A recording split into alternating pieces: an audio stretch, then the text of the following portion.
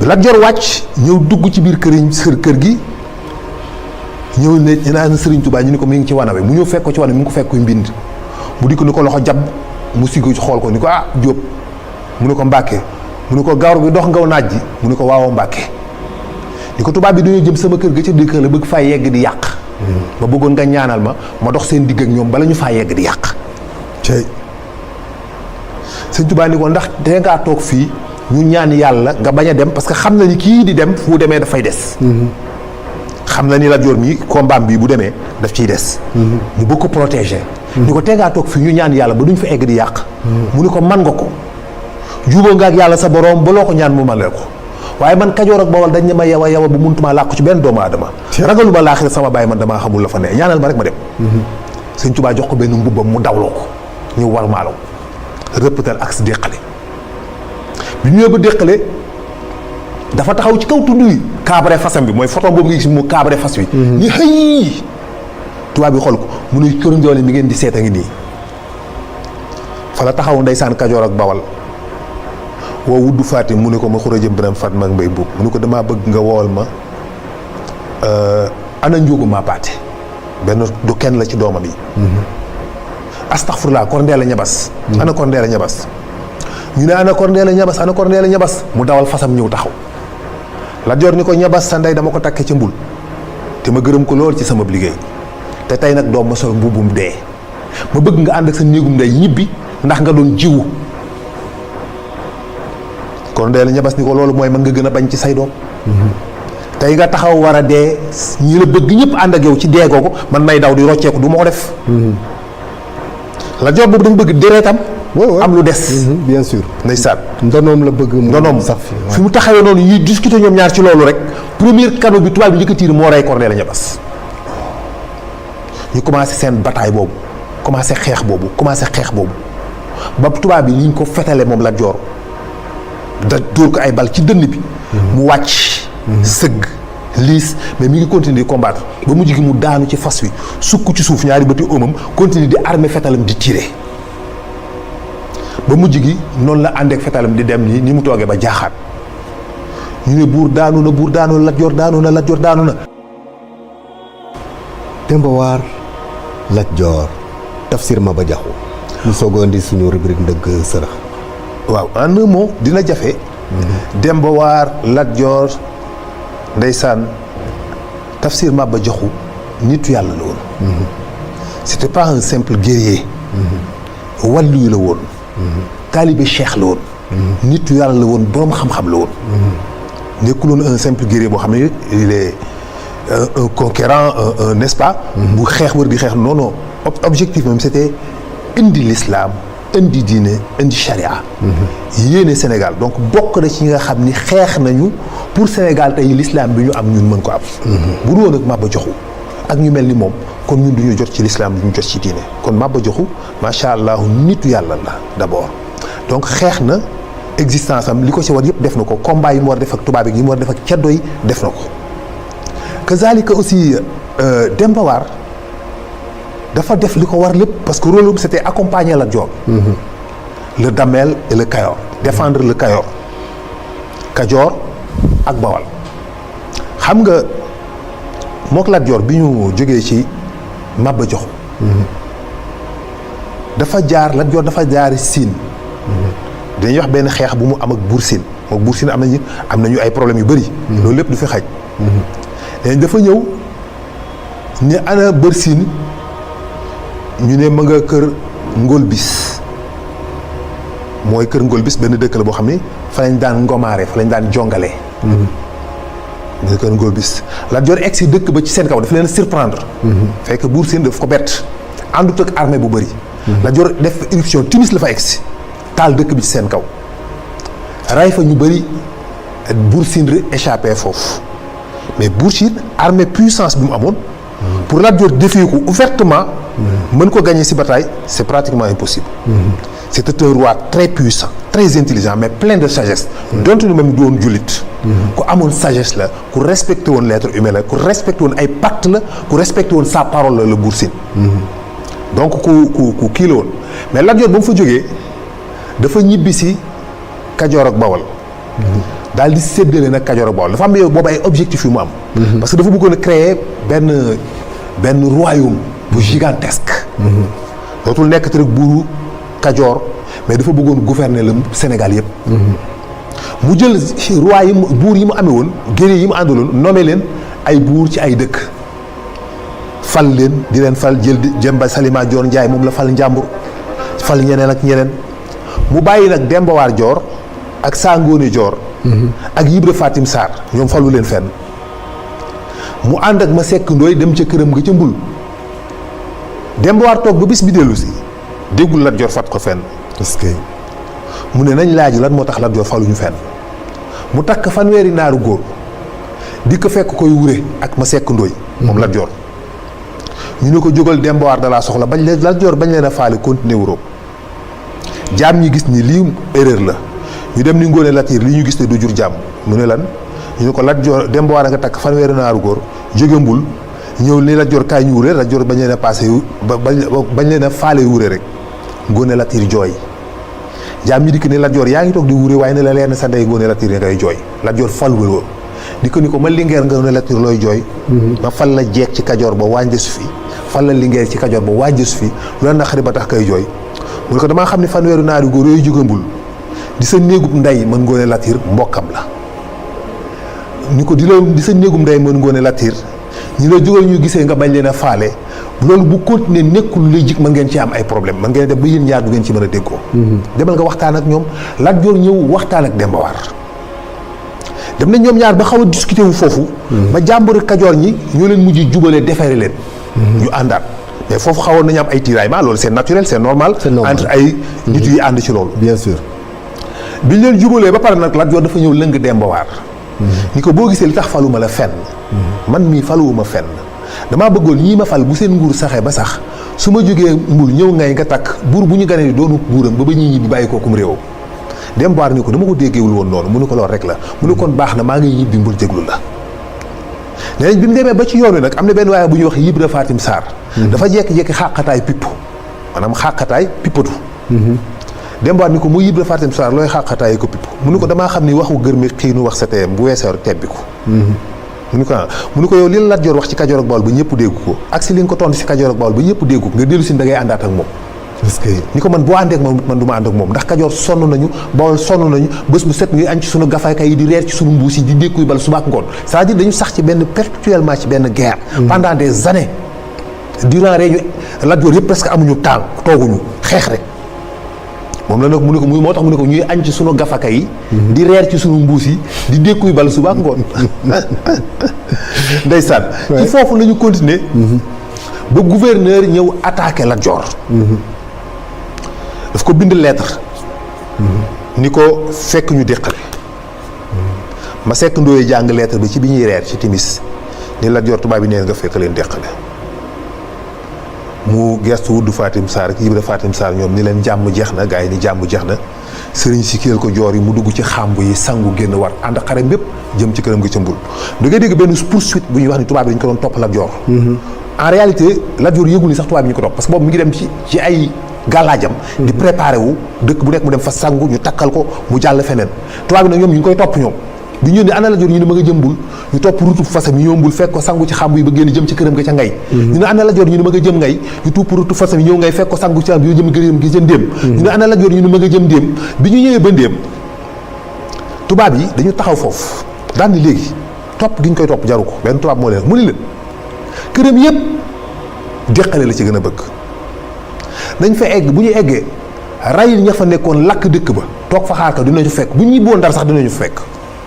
ñu ne kon nañu def noonu bi ñu wëlbatikoo sëriñ Ndéem dégg loolu daw war fas moola benn moolab dawal dabali ñoom Lat Joor ñu leen xëy Demba War ni ko mu ne waaye Ngoone Latiir su ma bañu toon fan nit a ngi daan xëyee waaye mu ne ko nañ taxaw nekk ko ñu taxaw xaar ko mu ne ko Lat Joor Ngoone Latiir yaa rey burub faskato rey burub wala yaan rey burub ñaane waaye li ma gis lu jur jàmm Lat Joor ni ko loo gis mu ne ko tubaab yi ñëw nañ déqale fekkuñu la fa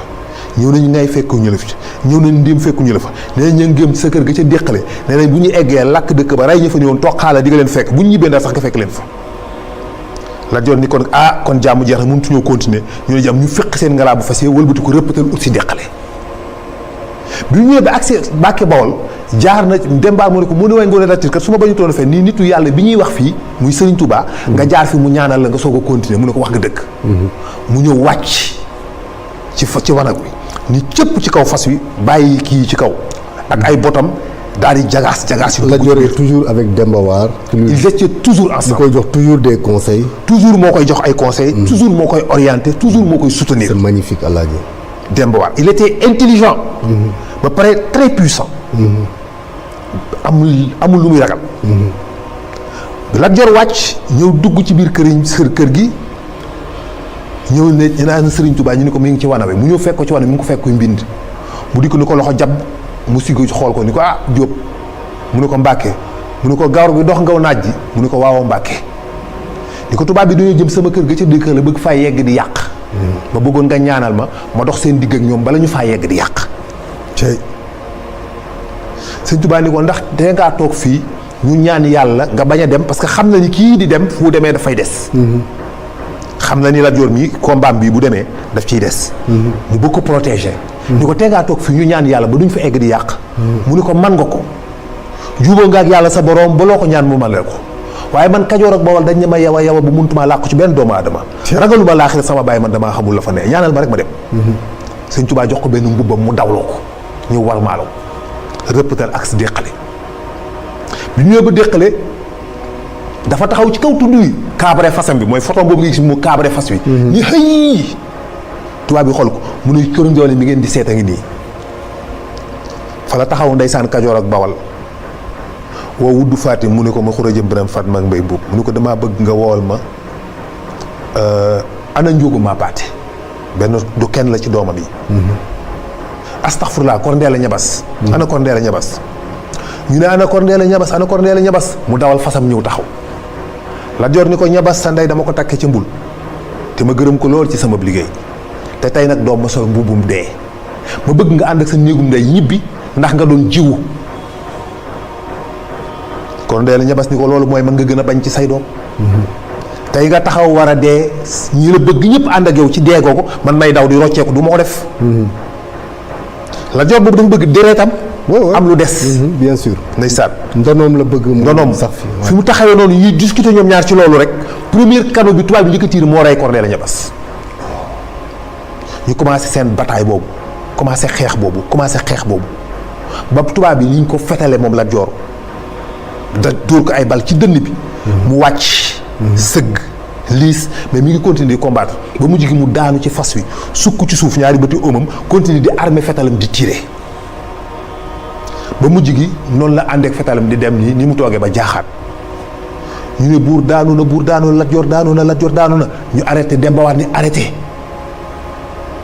tubaab bi arrêté combat bi am ñu ramassé kooru Lat Dior moo tax ba léegi mu ñu la wax fan lañ denc Lat Dior parce que li tax loolu Demba War ni leen évacuer leen ko parce que dafa bëgg a sauver honneur Lat Dior. honneur Lat Dior moom la Demba War bëgg a sauver mu ne évacuer parce que boobu bu tubaab bu ñu ko jëlee dañ koy décapiter. dañuy jël bopp bi comme ni ñu defoon samp ko wane ko. pour nekk trophée lañ koy def. trophée lañ koy def. mu bëgg loolu du am mu ne évacuer ko ñu évacuer ko dem gaawantu enterré ko fenn ñëw. am na ñu ci pindu teen lañ ko suul ñii ni ci benn ñàkk la ñu yëkkati suul ko mais yàlla rek xam fañ ko denc bi ñu dikkee ñu wër gis ñu ko. Demba War ñu leen Lat Dior dee na jël leen seeni néew dem ñu jël suñuy néew dem loolu bu ngeen ko deful leen Lat Dior mënal naa leen lu ko raw. est-ce que. tubaab bi gis ni donc ce qui est important mooy que Lat Dior dee na. ñu récupérer ñu ne ko léegi nag kon fas bi dañ koy yóbbu mu gis raay bi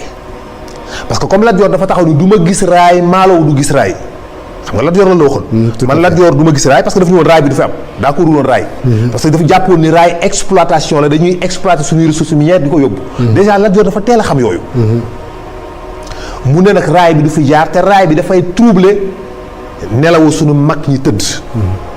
moo wax ni boo demee ci livre Senghor dina ko wax comment meurt la mort d'un Damel je crois bien que noonu la livre bu tudd su ma juumul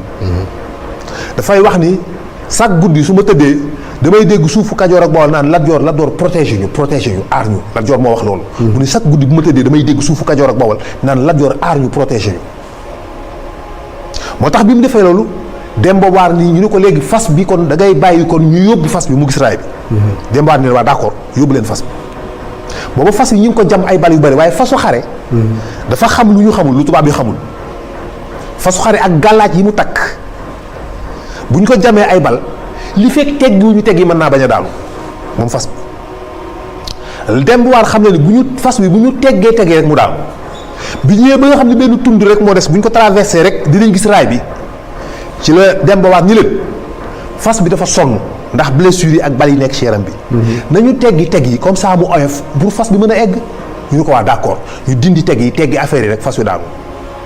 yam fa gisul raay moo tax ñu ne Lat Joor gisul raay Malaw gisul raay grâce à Demba War. tout à fait. donc Lat Joor noonu la décédé. Demba War continuer. régner ci li mu mën def le travail qu'il faut donc qui a raison. kan moo def lu baax ak kan moo deful lu baax yàlla rek moo kenn ku nekk ñoom agir na ci ni mu jàpp ni mooy njariñ ci réewam ni mu jàpp ni mooy li baax ci réewam ba jusqu'à présent loolu moo am politiciens yi dañuy bëri ku nekk di agir di wax selon ni nga jàppee ni loolu mooy defar sa réew. oui Alaaji il faut qu'on arrête de dire du mal de nos ancêtres. Demba War a toujours été fidèle à Lat Dior. Évidemment. A été son protecteur, a été tout pour lui, son conseiller, son tout. Kon nag il faut que les gens les Sénégalais s'abstiennent à ton explication. ni nga indee histoire Lat Dior ak Demba War. te yemale ko foofu n'est-ce pas. incha allah. ñoo ngi ci suñu rubrique ndëgg sërëx balaa ñoo delluwaat ci Salih. tey nag alaaj dama laa andil lu neex a neex. dama la indil juróomi Serigne Babacar Sy. wallaay moom laa la indil. tey ndëgg sërëx. suñu diine suñu tarixa suñu métier. suñu daayira suñu yoonu Tiwaawan. alaaji ban déggin nga ci am bu gën a profond ni ñu koy expliquer nii parce que Serigne Babacar Sy daawul waxantu. déedéet ba natt juróomi mbir. tënkuñu foofu. ban déggin nga ko nga ci am. kooku mooy xalifatullaahi kooku xalifa yàlla la ci kaw suuf. représentation wu yàlla la moom Serigne Babacar Sy. radiyallaahu taala anhu. yàlla moo manifesté wu ci Serigne Babacar Sy. radiyallaahu taala anhu. moo tax ñu yàlla naan sama xalifa yi ci kaw suuf. dëgg-dëgg au vrai sens du terme. Serigne Babacar Sy la bokk. radiyallaahu taala comme ni mu waxee woon Daawuda yaa Daawuda inni jaalun fil ardi xalifatan. yow kat def naa la ci kaw suuf nga nekk sama xalifa. noonu la Serigne Babacar Sy nekkee xalifa yàlla ci kaw suuf. radiyallaahu taala anhu. avant muy nekk xalifa yonent bi avant muy nekk xalifa Cheikh. avant muy nekk xalifa Seydi Hadji Malick Sy. moo tax man la Serigne Babacar Sy yàlla ju toog la. ci waxin. xëy na am na boo comprendre da ngay def damaa bëgg ni moom yàlla la déedéet. waxoo loolu. waaw kay. leer na nañ. moo tax donc représentation wu yàlla la moom nag léppam xikma la xam-xam la fa muy gisee ak fa muy déggee ëpp na fi nga koy foogee. bu dénkee taalibe bi juróom.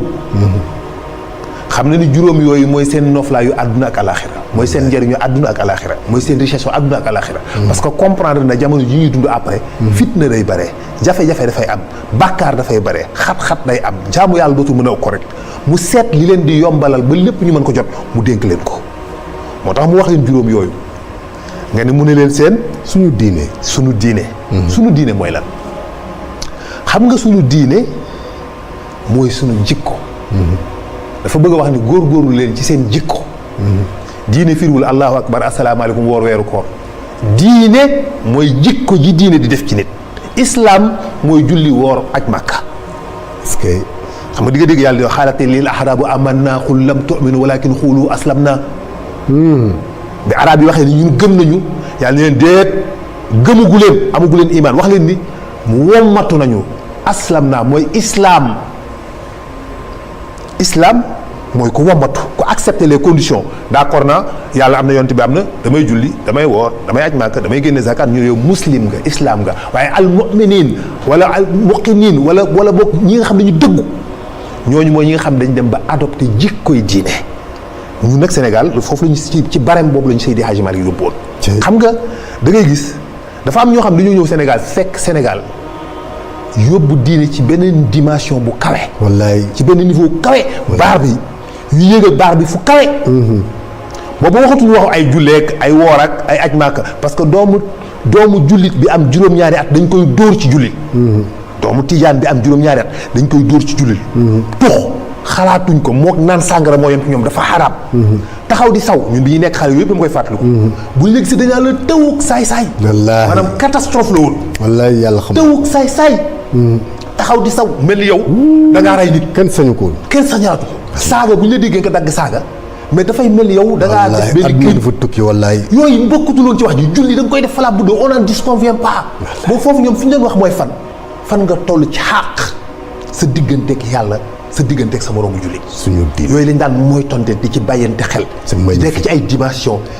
ci seen ragal yàlla. c'est magnifique Haj. ca la góor googu doon jullee. wallaahi yuuxu ci. iyaaka na'budu wa iyaaka nasta'iin ba tax mu jàpp ni kon man waxuma dëgg ndax man damay dimbali ko sama soxna ndax man damay jaamu sama bakkan damay jaamu samay doom. maanaam beneen bi foofu la ko Seydi Hadji Malick yéegaloon. est-ce que. mu xëy nag am ñu dikk rek jàpp suñu tànk yi rek féqat wàcceewaat ñu ci suuf ni ñu déedéet sunna tubay ju gudd sikkim bu verte musóor bu xonq indil ñu nekk fa di polémique ak yow ñu wàccee la pour bëgg nga wàcc ci dimension boobu ñëw ci fu terre à terre fu doy di.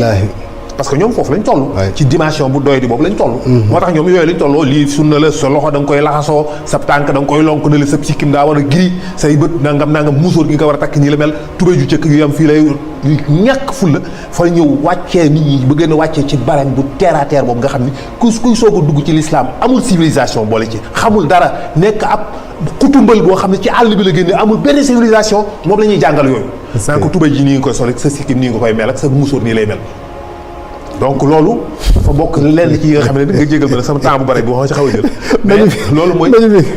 donc suñu diine. bu ko Serigne Babacar Sy wax mooy ñu defar suñuy jikko. wallaahi mooy ñu am yar. parce que Serigne Babacar Sy dafa bëgg yar ndax moom dafa am yar. wallaahi moom dafa am yar. moom dafa am teggin moom dafa am kersa.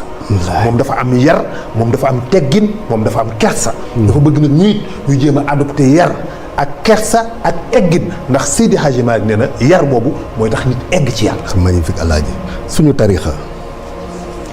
tarixa mooy xadaratu tijaniya suñu tarixa mooy relation bi nga am ak yàlla loolu la ci jubluwu ci mooy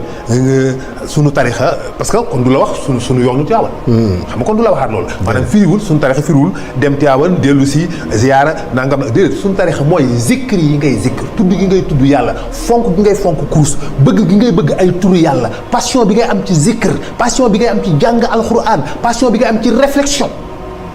inna fi xalqi samawati wal ardi wa ixtilaafi layli wa nahaara la ayatin bi ulul albab nee na bokk na ci kéemtaan bind gi ma bind asamaan ak suuf ak ni may varier guddi yi ak bëccëg yi nee na loolu kéemtaan la ci ñeel borom xel yi loolu la yàlla wax. nga ne ko waaw yàlla ñan yooyu borom xel yi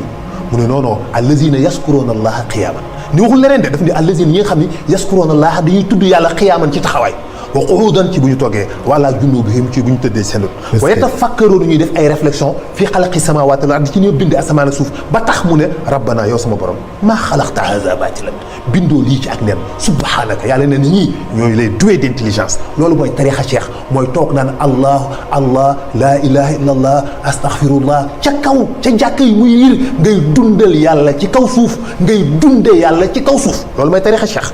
mooy ngay dundal yàlla di dunde yàlla ngay dundal yàlla mooy ngay toog di tudd tur yàlla ca kaw ñu koy dégg malaaka yi di ko dégg njanaaw yi di ko dégg suuf si di ko dégg jaww ji di ko dégg ngay dunde yàlla mooy nga am passion ci yàlla am bànneex booy sawuri ci leer yàlla yooyu loolu la Serigne Babacar Sy tuddee suñu tarixa. c'est magnifique suñu métier. suñu métier macha allah suñu métier mooy ni ngay dundee fexeel ba mu lem. lan nga am looy sukkandiku parce que Seydi Hadji Malick dafa woon ki muus dëgg. ki muus Seydi Hadji Malick ñu ne ko kan la kan mooy ki muus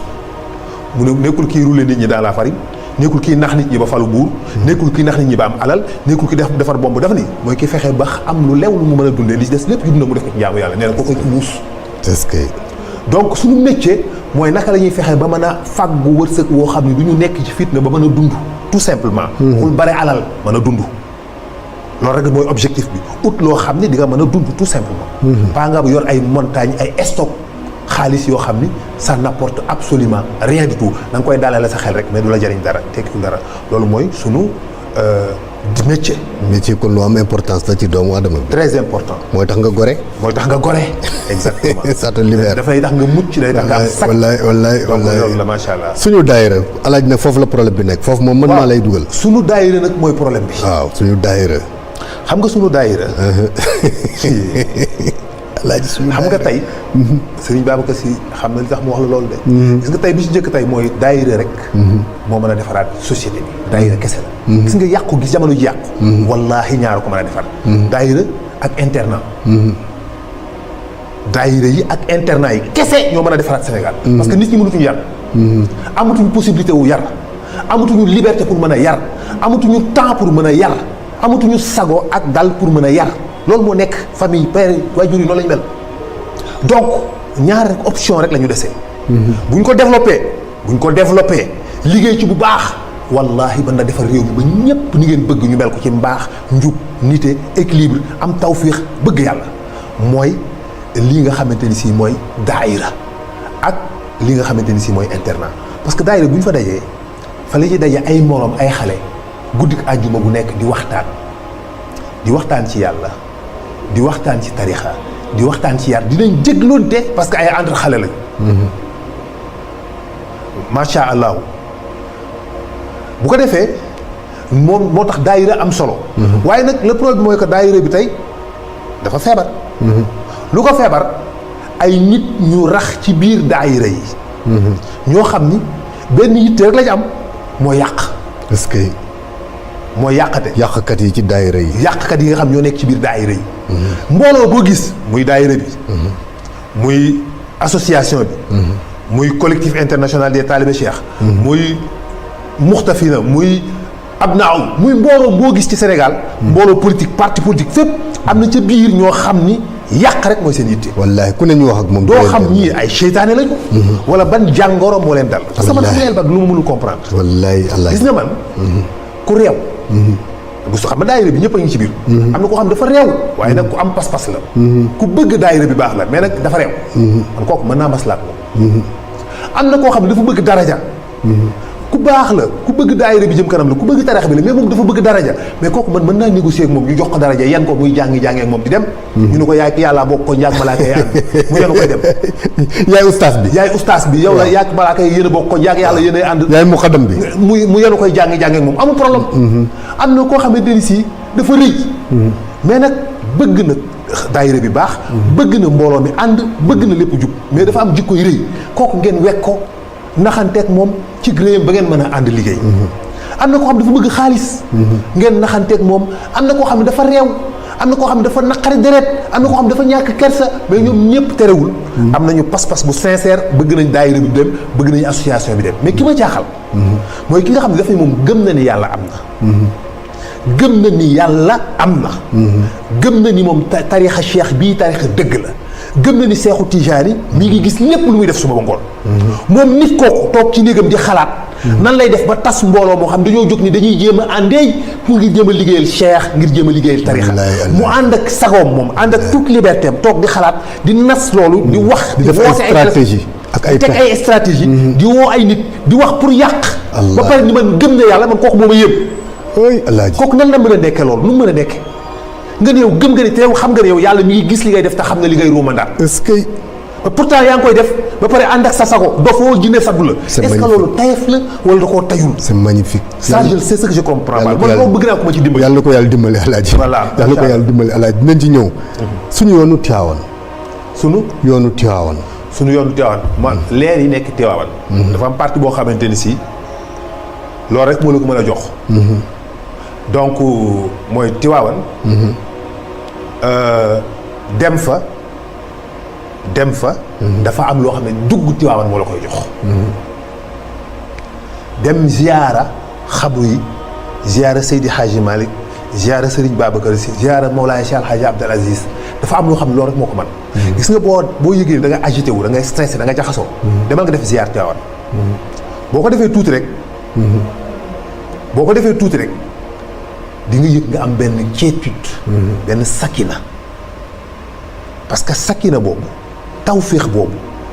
du ay matériel moo la ko jox mënoo ko inventé mais ay arwaax la ay leer la yoo xam ne dafay jóge ci ñooñu léeg-léeg huwa allazi anzala sakinan fi qulubil mu'minin xel mu dal li yazdaadu imanan maa imanin xel mu dal ndax walillahi junuudu samawati wal ard xel mu dal huwa allazi anzala sakinan man yàlla maay wàccee la quiétude ci xolu ñi nga xam ni dañoo gëm pour yokk ci seen iman bokk na ci bërëb yi nga koy jëlee parce que foofu bërëbu leer la yoo xam ne leer yaa ngi wàcc tout le temps boo fa demee ziyaar di nga am sakina. waaye dina dindi bàkkaar ndax ñooñu boo fa duggee rek génnaat set nga ci say bàkkaar. c'est magnifique. mais dafay defaat ci yow beneen clarté donc daf lay alimenter say batterie bu plaawee demal Tiwaawan nga chargé waat say batterie ñibbi si waat. c'est magnifique Alaaji c'est magnifique Alaaji yàlla na yàlla fay la ni nga ñu décortiquer juróomi Serigne Babacar Sy yooyu xam nga ñu ngi ci épisode bi mujj ci Saalix alayhi salaatu wa salaam. moo tax yàkkamtiwuñu dans la mesure où ma nga des rek ca nu mu mujjee moom Saalix ak nitam ña gannaaw ba mu waxee ak ñoom gaa yi të lu ne ñu wax ko mokkee ko saaga ko ba mu jigi nag ñu ne ko ñu defee ko ne ko boo bëggee ñu gëm la da ngay kii doj wi nga gis da ngay gis day gëléem da cay génne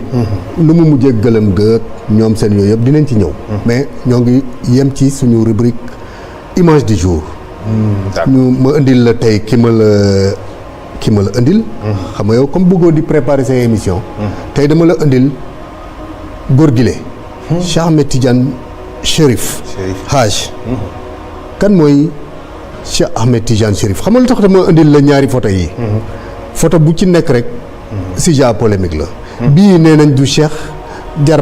jarbaatam la wala taalibeem la bii nee nañ du Cheikh bële moom mooy Cheikh comme waxtaan bi comme werante bi dafa bari te asfiyaay fi la lépp di leere te awma ci lu ma leer ci ban mooy Cheikh ma indil la ñaar ñëpp Haj xam nga lan moo ma ci intéressé Cheikh Ahmed Tidiane Chérif Aboul Abbas Cheikh Ahmada Tidiane Chérif moo ma intéressé dama bëgg nga wax kan mooy Cheikh Ahmed Tidiane Chérif bi ci des dama bëgg nga wax ma lan mooy Katmiya ci période boobu lañ toll ñaari question yi ci suñu image du jour ñu daal di jàll laaj nga question boo xamante ni fii moom waaw tekki micro yi rek jóg daw déet waay laa ilaha illallah Katmiya waaw Cheikhu Tidiane yi waaw photo yooyu di nga ko gis ñee nañ ñaan ñëpp kenn du ci Cheikh am na beneen bu ñu wane am na beneen photo bu ma gis bu noir et blanc ñu ne kii mooy vrai Cheikh mais boobu noir et blanc moo la profil xam naa boobu xëy na gisoo ko nee nañ kooku mooy vrai Cheikh am ñu ne période boobu photographe am na photographe amul parce que 1700 1800 en tout cas 1800 fekk na photo am appareil photo am na les années 1800 la donc c'est possible que mu am photo peut-être mais bii nii am na ñu wax ni kooku benn Inde la bu ñuy wax Baba Grundig benn magicien la féticheur la am ñu ne kooku photo am la quoi du Cheikh am ñu ne Cheikh la am ñu ne non kii di ñu wan tamit taalibeem la mais comme ni nga ko waxee c'est pas ce qui est plus important di ñu am solo xàmmee wuñu photo yonent bi ban moo ci yonent bi bu du yonent bi Aboubacar Sadiq gisuñu ko xamuñu photoom li ñu intéresse du jëmmam du image am du photoom mais ki mu doon kan mooy Cheikh li mu incarné kan mooy Cheikh lan mooy Katmiya kan mooy Cheikhu Tidiane xam nga Cheikhu Tidiane Chérif il Fatimi al Maktoum xam nga Cheikh dafa nekk benn partie ci yonent bi sallallahu alayhi wa sallam xam nga moom dafa wax ne sama ruux man Cheikh ak ruuxu sama maam benn la loolu mooy lan nee na benn ruux la effectivement benn ruux la bu divisé wu en deux yonent bi ñaari étape la troisième bi soog a ñëw yonent bi ñaari étape la avant muy ñëw ci àddina bi troisième bi soog a ñëw ci bi mu ñëwee ci àddina yonent bi dafa doog benn période boo xam ni nekkagul Ahmad nekkagul Muhammad sallallahu alayhi wa sallam dafa nekk rek nuur kese leer ruux rek la moo tax nga gis bi la ko Seydi Hadji Malick di wax ci xilaas boo xoolee bopp xilaas foofu noonu doo dégg mu tudd Muhammad doo dégg mu tudd Ahmad danaan Badr Hadi yooyu la lay wax mais du wax Muhammad alalami inna alxawalima alia wa safila xachiatun talahat min afdali nasabi wax la ma allahu ñu ne ko kan mu ne haadina sunu guide parce que tuddewu ko Muhammad wax la ma allahu Muhammad wala Ahmad déedéet haadina parce que Ahmad amagul Muhammad amagul maanaam moom nekkagul Ahmad nekkagul Muhammad haadi moo tax mu tuddee ko rek haadi parce que mooy guide bi nga xam ne moo war a orienter la création bi ñu jëm ci yàlla moom la yàlla def ci moom nubuwa boobu moom la partagé mooy application bi muy partagé ko ruux yépp pour nit ñi mën a savourer tàqamtiku bànneexu bëgg yàlla ruux boobu bi mu demee ba benn étape ba sant yàlla ba sàbbal yàlla pendant des millénaires et des millénaires ci ay espaces yu ñuy wax qudra manzil et cetera la ko sàll yàlla soog a tuddee Ahmad ki gën a sant ñëpp Ahmad soog a am ruux Ahmad boobu continuer di évoluer di sant yàlla di sàbbal yàlla di sant yàlla ba mu jigee yàlla nag wëlbati ko moom sant ruux googu nag tudde ko Muhammad mooy firi ki ñu sant cay alaaji Muhammad mooy firi ki nga xam ne sant nañ ko yàlla gërëm na ko Ahmad mooy ki nga xam ne moom moo gën a sant moom bi mu santee yàlla sant yàlla ay junni at yi la Seydi Hadji Malick jàngal la ko yàlla tuddee Ahmad ñun ki gën a sant bi ko yàlla santee nag ñu tudde ko Muhammad moo tax bi la ko yàlla di annoncé néewu la am na yonent buy mu ñëw ci mujjug jamono turam mooy Muhammad yàlla musta wax lool dañu ismuhu Ahmad am na yonent buy ñëw ci mujjug jamono turam mooy Ahmad te yonent bi mu ñëwee Muhammad la tudd lu tax loolu parce que loolu moo ko waral ginnaaw gi la Ahmad Muhammad soog a existé bi ko yàlla santee nag moom léegi léegi nag dafa def benn division cellulaire dafa def benn division moo tax Ahmad isotope la ci Muhammad Ahmad isotope la ci Muhammad dafa mel ni nga diviser benn atome nga bombarder ko ak benn neutron l'atome l'uranium par exemple l'uranium 235 l'uranium 238 l'uranium naturel c'est l'uranium 238 mais boo ko enrichir moo cee nekk l'uranium 235 donc boo ko bombardé ak benn neutron dafay expulser 3 électrons mu nekk 235 au lieu de 238 donc c'est l'isotope radioactif de l'uranium 238 ok l'uranium 235 c'est l'isotope radioactif de l'uranium 238 c'est Ahmad Tidiane Chérif c'est l'isotope radioactif de Seydina Mohamed Ahmad moo tax ci Ahmad Tidiane Chérif tudd Ahmad Ahmad booba moo dellu si moo tax mun la sama ruux ak ruuxu sama maam benn la ndax Ahmad ba moom la dikkee moo tax moom tuddul Mouhamad ñu tudd ko Ahmad Tidiane Chérif parce que moom mooy isotope radioactif de Mouhamad leer la gu fàccee ci yonent bi mu indiwaat nag li nga xamante ni si mooy li ñuy jariñ xam nga li ñu Cheikh indil dafa nekk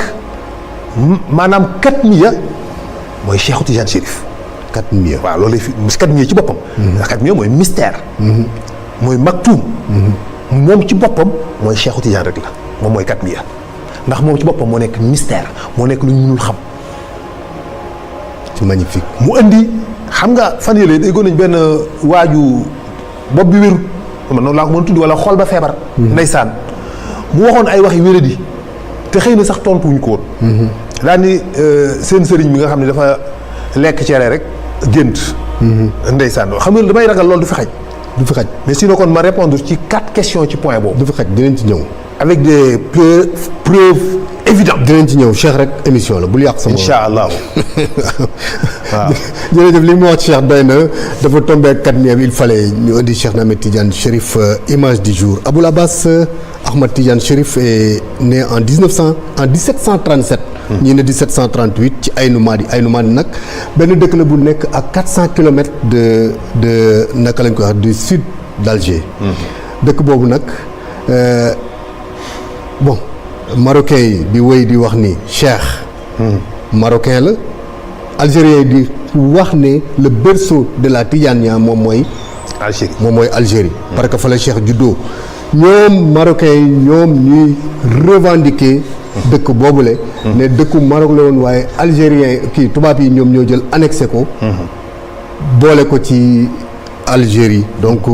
waaye lu ci mënti xew rek Cheikh daal algérien yeeg marocain yeeg ñoom ñëpp ñun ñoo leen ko gën a bëgg Aboul Abbas Cheikh Ahmed Tidiane Chérif radiyallahu anhu kenn du moom Haj yegg si nañu ci pandawu émission bi mooy Saalix lii rek moom moo ci des de Saalix nu mu mujjee gaayam ya waaw muy épisode bi nga xam ne ni moom moo mujj ci Saalix waaw macha allah xam nga Saalix bi mu ñëwee ndeysaan noonu wooteem googu kazaba samudal mursalina is qaala lahum axuhum saalix alaa tattaquuna inni lakum nasirun aminun fa taqwallaha wa atiuni inni lakum rasulun aminun fa taqwallaha wa atiuni waay ragal leen yàlla te ngeen topp ma ndax yéen li ma leen di woo laajuma leen ci ak pay laajuma leen ci seen xaalis atadrukuna fii maa haahunaa aminan fi jannatin wa uyunin wa zuruhin wa naxlin talwaha hadimun wa tanxatuna min aljibaali buyutin faarixuuna fa taqollaha wa atiuni wala tutu amrul musrifina allazina mufsiduna fil ardi wala yuslihuuna ba loolu la leen wax bu leen topp ñi nga xam ni dañuy yàq te duñu defar dara donc message boobu la leen jàllale ñoom ñu xaaloo gaa yi tontu ko ne ko yow daal ñu nit ñi jàpp mooy innama anta minal musaxarina yow daal da ngaa bokk ñi nga xam ne dañ leen a njabar maa antum ila basharun misluna doo dara lu dul nit dong comme ñëpp wallaay doo dara nit dong nga comme nit ñi nga ni cëpp fi benn bëccëg rek ni yàlla nee na yàllaa la yónni nangam ak seen puissance xam nga ñoom tamit ñi ngi dëkkoon nit sàmmudiyee maa ngi la koy wax keroog ñi ngi dëkkoon ci désert wu hijri boobu ñi ngi dëkkoon mi ngi nekkoon à 400 kilomètres de Médine entre Jordanie Syrie ak benn partie ci Israël entre Jordanie Syrie ak Mésopotamie en tout cas foofu la dëkk bi nekkoon mu nekkoon dëkk boo xam ne site archéologique la tey boo demee da nga fay gis kër yi ñu daan yett moo nekk nii voilà parce que kon ni montagne yi nii lañ doon taaye def ko ay kër di ci dëkk giir saalix fii lañ dëkkoon nitu saalix ya ñoom ñoo taaye montagne yi ki ñu ko doon dessin yu extraordinaire yi ñu ko def site archéologique la tey jii dafay fekk bu demee ay fouille dafa gis le passé nitu saalix yi ñoom ñoo defar lii fii lañ dëkkoon ak giléem yeeg yoroon ay tool ay jardin moo tax mun leen ndax yéen da ngeen a yaakaar ni dañ leen di bàyyi ngeen dëkk ci ay tool yu naat ay dex yu dox ay toolu raisin ay verdure te dara du leen ci fekk rek ngeen sax ci noonu rek ba xëy rek dara du leen fekk kenn du leen indil diine kenn du leen imposé dara ndax loolu ngeen foog yéen gaa yi ni ko daal sawaay ñun li ñu jàpp mooy yow mii dañoo jàpp ne dañ laa njabar léegi nag faxti bi ayaatin indil ñu ay kéemtaan in kuntum mina saadiqin bu fekkee ni dëggu nga ci li ngay wax daal kéemtaan rek waaw léegi bu ñu sonal ci ay wax waaw defal ñu gis yàllaa la yónni defal ñu gis saalix ni leen man kat yoruma décision bi ñu ne ko waaw saalixu yow boo bëggee ñu gëm la lii ñu lay wax boo ko defee ñu gëm la saalix ni leen lat ñu ni ko saalix gis nga xeer wële da nga koy toj montagne bële da ngay def mu jekk-jekk ni tëll toj bu tojee na ci benn giléem génn gu jigéen giléem gi na nekk giléem gu xonq waaye biir bi na weex di commencé ci oom yi jëm suuf na ñuul na ànd ak doom ji na xonq digg ginnaaw gi na am rëdd wu ñuul biir bi na xonq tànk yi na weex doom ji na nàmp ci weenu ndeyjooru ginnaaw bi xam nga giléem ñeenti ween lay am d'habitude bu doom ji dikkee di nàmp toujours ci weenu kanamu càmmoñ bi lay njëkk a nàmpe weenu kanamu càmmoñ bi loo def ñeenti ween yi boo ko gisee weenu kanamu càmmoñ bi nu ma la koy mën a tuddee maanaam boo doxee jëm si jàkkaarloo giléem gi di ñëw ñeenti ween yi bi lay féete sa ndeyjoor waaw boobu moom mooy weenu càmmoñ bi léegi nag bi nekk ci kanam bi féete jëm ci kanamu giléem ga boobu mooy avant bi jëm ci ginnaawu giléem gi mooy arrière bi léegi nag comme d'habitude giléem bu ñëwee ci boobu lay njëkk a nàmp ñoom ñu jox ko contraire bi ni ko na nàmp ci weenu ginnaawu ndeyjoor wa est-ce que donc loolu c'est impossible ñoom li ñu jàpp déjà montagne bu toj giléem génn ci rek mënut a nekk loolu lañ jëm saalix bëgg leen a wax ni leen yéen kat man li ngeen ma bëgg a def loo mënuma ko yàlla ni ko saalixu d'accordal jëlal sa yat wi gërëm dóor ko ci xeer wi saalix yëkkati yat wa di ko xàcc ko ni ko ca xeer wa tay xeer wi ni tul toj ñu gis giléem ko ni ñoxeet génn est-ce que mel ñoom niñ ko waxee woon daal di ñebbi daw taxaw nekk tuuti rek doom ji ne pëlët génn daw si ñëw nàmp ca weenu ginnaawu ndeyjoor wax laa ilaaha illallaah ñu ne nag alaaji yàlla kenn du moom déedéet comme def nañ ko xam nga nit bu buggul gëm même boo defee miracle day ut lay wallaay wala mu noppi rek daal ne moom day def na ko de waaye day tubaarkàlla moom day xanaa mu ngi noonu rek moom daal xam naa ni njabarkat la rek saa waay daal njabarate na ko non il est très fort non saa waay njabarkat la de maanaam boo defee loo xam ni amatuñu explication foofu lañ koy dugal wallaay ni la magicien la rek dafa aay rek magicien bu aay la rek mais duñ nangu parce que bugguñu nangu bugguñoo gëm waaye yàlla it am na fulla ju toll ni boo ko exiger miracle moom it dala ciy imposer dara est-ce que dégg nga wax bi waaw yàlla am na fulla ju toll nii boo ko imposer ni ko defal miracle mu def ko ba pare yow it danaan la yow it lii laa exiger ci miracle bi ma def parce que mu mel ne exiger nañu yàlla waaw yàlla def la ñu bëgg waaw léegi par force dañuy def li yàlla bëgg waaw wala ndog wala yëf ya dal seen kaw macha allah yat wi dal seen kaw parce que yàlla xam na ni ñii gëmuñu nekk ni dañoo noppi rek parce que xamatuñu lu ñuy wax mais gëmuñu yàlla ni leen léegi seen gëléem gii da ngeen di ayaloog moom seen teen bi. benn teen la ñu am boo xam ne dëkk bi yëpp ci la ñuy naan ci la ñuy tànk ndox yi ñu soxla ci la ñu koy jëlee. mun leen gëléem gi bu naanee gëléem gi bu waree naan day naan teen bi lépp ba mu jeex tàkk ñoom bu ñu waree naan ci lu ëllëg sa dañuy am problème mu ndox dañuy commencé di sonn. parce que loolu la ci yàlla bëgg ñu ngi commencé di sonn. tey dañuy am ndox suba du ñu am ndox. ndox mi ñuy root tey ci li ñuy jéem a dund suba ak ginnaaw suba pour mën a amaat ndox ginnaaw suba. parce que gëlëm gi bu naanee du ñu am ndox. gëlëm gi bu naanee dara du fa des teen bi lépp lay naan il faut ñu xaaral ba suba ndox mi ñëwaat ñoom ñu soog a naan. yàlla ni leen bu gëlëm gi naanee tey ngeen naan suba. gëlëm ak yàlla Saalix ñi leen gëlëm ak yàlla gaa ngi nii ci kaw suuf. waaye bu leen def ci moom dara lu ñaaw. bàyyi leen ko mu naan ci teen bi tey bu naanee tey bu ëllëgee ngeen naan ñu ne d'accord ñu nekk ci loolu sonn ba benn bis Saalix tukki bu ñu commencé waaye gileemu Saalix gi daal vraiment sonal lañu gileem gi daal sa waay sonal lañu gileem gi daal dañu ko war a sàkkal pexe benn waaye bu yées ci ñoom foo fekk mbooloo rek. léeg-léeg ka ca yées bu ñu amee lu ñuy ngunumee ci ñemewuñ ko. moo naan boccet dem def ko. léeg-léeg ab dof lay doon ndeysaan dofu mbooloo ma. dofu mbooloo mi. moo ne boccet jaasin ñëw fekk gileem gi yoot gileem gi. di ko yoot ba agsi rek cor siisu tànk ginnaaw gi cor ko jaas bi. parce que tànk yi nag gileem gi daanu mu ñëw gor tànk kanam gi gileem gi tëdd mu rendi ko. laa ilaaha illallaah. song doom ji ni cëp ni ko pendañ ci biir xeer bi ni tef dem yoonam. kenn gisu ko ba gisatuñ ko. ñu taadi rey gëléem ga fees ko tong ko séddoo yàpp wi. Saalix dikk ñu ne ko waaw Saalix ndax yëg nga li xew mu ne de ñu ko sa gëléem ga te tey moom la ñuy reere gisoo dëkk bi tey ji li fi xew gisoo yàpp wi ñëpp a ngi togg ni ko sa gëléem ga te la ñuy reere sa gëléem ga de gaa yi rey nañ ko. Saalix ñi leen ngëri lan ñu ko rey nañ gëléem ga de Saalix ñi leen kon day pare la ñeel na leen wallaahi kon day mbugalum yàlla dikk na ci yéen. laa ilaaha illallaah. ñu nekk noonu ba ca ëllëg sa yàlla indi leen wenn tàngaay dafay jékki-jékki tàng jër ba ñu sonn mujj gi tàngaay wi di monter mujj gi ñoom mënatuñu supporter tàngaay wi nit ñi génn ci biir néeg yi naaj wi tàng jër boo duggee ci biir néeg yi da ngay suffoqué. xam nga montagne yi bu tàngee moom àdduna tukki. wallaahi ndeysaan ci seen këri xeer yooyu ci seen këri montagne yooyu. fa lañ nekk sonn ba mënatuñ ko supporter biñ demee ba nekk à l'extrême ndax ci souffrance boobu nag. ci la Jibril di ko xaacu leen. da leen a yuuxu seen yax yi ci seen biir yàpp yi mooy toj mel ni cendre. ñoom ñëpp ñu faatu. à la même seconde. ci benn seconde bi. ba mu des ñi nga xam mooy Saalix ak ñi nga xam ne gëmoon nañu Saalix. macha allah. noonu la yàlla musalee Saalix. ak ñi ko gëm mu alak nitu saaliwu ya. saaliwu continuer existence am dund ci zone boobu ci alentour boobu foofu la yàlla yamale ki nga xamante ni si mooy histoire Saalixu ba ni mu génnee àddina moom yonent yàlla Saalix.